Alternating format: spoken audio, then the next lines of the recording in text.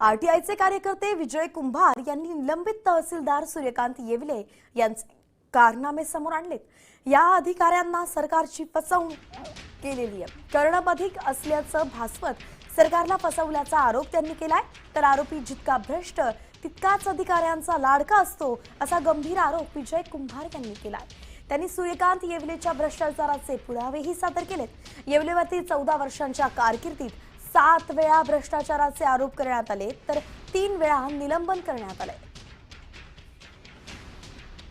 शासकीय जमीन विक्री व्यवहार प्रकरणामध्ये तहसीलदार सूर्यकांत येवले यांचं नाव आलेलं आहे आणि ह्या तहसीलदार सूर्यकांत येवले यांचे अनेक कारनामे आता समोर येत आहेत। आपल्यासोबत याविषयी बोलण्याकरिता माहिती अधिकारी कार्यकर्ते विजय कुंभार सर आहेत। ह्या येवलेंचा संपूर्ण इतिहास म्हणजे त्यांचा पूर्वीपासूनचं रेकॉर्ड हे अत्यंत काळकुट्ट आहे।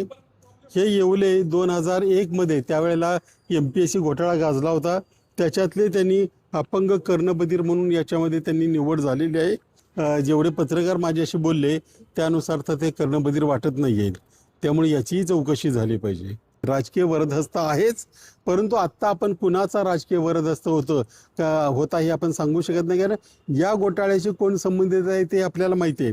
पण इतरही आणखी किती घोटाळे, त्यांचं नेमकं काय झालं होतं, कुणी त्यांच्यावर कारवाई करणं अपेक्षित होतं, या सगळ्याची चौकशी केली पाहिजे। ही चौकशी स्वतः मुख्यमंत्र्यांनी आपल्या देखरेखीखाली केली पाहिजे, अशी आमची मागणी आहे। गोपाल मोटघरे, साम टीव्ही न्यूज, पिंपरी चिंचवड।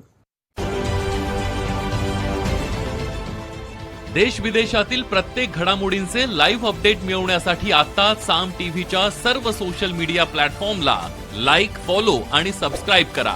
तसंच सर्व नोटिफिकेशनसाठी बेल आयकॉन प्रेस करायला विसरू नका।